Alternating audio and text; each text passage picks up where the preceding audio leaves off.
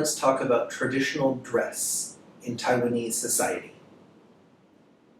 There were primarily three groups in Taiwan at this point: the Hakka, the Pinghu, and the Han.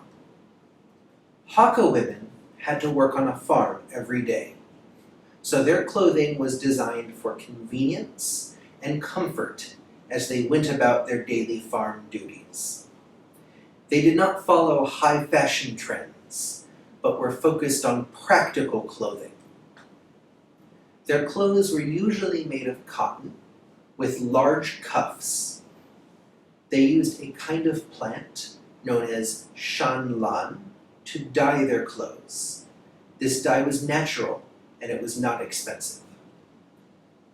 Depending on where women lived, their clothes would be different colors. In northern Taiwan, Hakka women usually wore black clothes, while in southern Taiwan, Hakka women usually wore cyan clothes. Clothing dyed deep colors did not show dirt from work on the farm and helped absorb sweat without making it obvious. This clothing was simple and useful. The simple design showed a hard-working spirit that comes from traditional Hakka culture in Taiwan. Later, under Japanese occupation, the range of colors in Hakka clothing began to expand. No longer only cyan and black, more Hakka women chose bright, vibrant colors for their clothing. Pre-made clothing also became available, changing the style and making it less work for a woman to obtain her clothes. However, this caused less unique and individual clothing for different groups. Because of this, clothes became more beautiful, but also became more generic, the same everywhere. When Europeans and the Han first came to Taiwan, they discovered that the Pinghu, the Aboriginal people of Taiwan, often wore little clothing. They would wear simple clothes weaved out of straw, or simple loincloths hung on their waists. They also usually had bare feet. Pinghu began to change their clothing styles to match the Han standard in the 19th century. Men and women in Pinghu culture began to wear Chinese-style pants, yet they still usually made their own clothes. Their clothes were usually white and black, and they were embroidered with beautiful flower designs, most often in red. Sometimes embroidery could be blue or green or yellow or purple, but red was the most common color.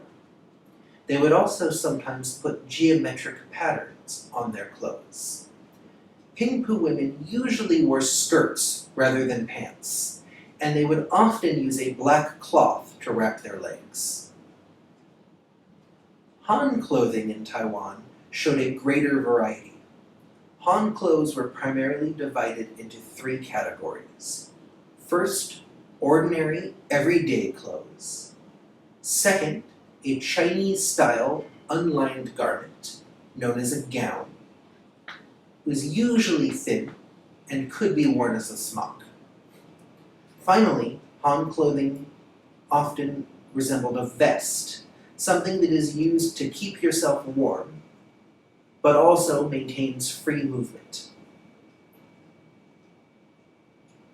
Han women would wear different clothes depending on the season. In spring and summer, usually there were ordinary clothes, pants and an undergarment that covers the abdomen. On the other hand, for a formal occasion, women would put on a gown, a skirt, and a special accessory known as a yunjian, which was worn around a woman's neck during summer or spring. During autumn and winter, when Taiwan is less warm, women would wear cotton padded jackets and trousers, as well as vests. If Han women needed formal clothes during winter and autumn, they would wear a special cloth called a yang gao jiu. For Han women who were considered upper class, foot binding was an important part of traditional dress. Small feet were considered a symbol of a woman's beauty. And so for thousands of years, beginning with the Song dynasty, women as young as the age of 5 would wrap their feet, preventing them from growing larger. Many people felt that foot binding could show a woman's beauty, and that a woman who takes small steps and sways her hips is the most beautiful. However, foot binding was incredibly painful for women. It limited their ability to move around, often making it difficult even to walk short distances. The initial binding would happen as young as age 4 or 5, meaning from a very young age, women would have very little ability to move around. Women who grew up with bound feet needed help simply to walk any substantial distance.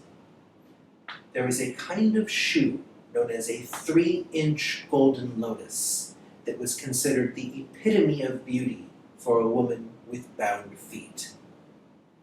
This shoe could only be worn by a woman with bound feet and was often worn along with a small circle ring hung around a woman's ankle with a small bell that would ring when she walked. Foot binding continued in Taiwan until the era of Japanese occupation. The Japanese banned the practice, and as of 1920, foot binding has been completely eliminated from Taiwanese society.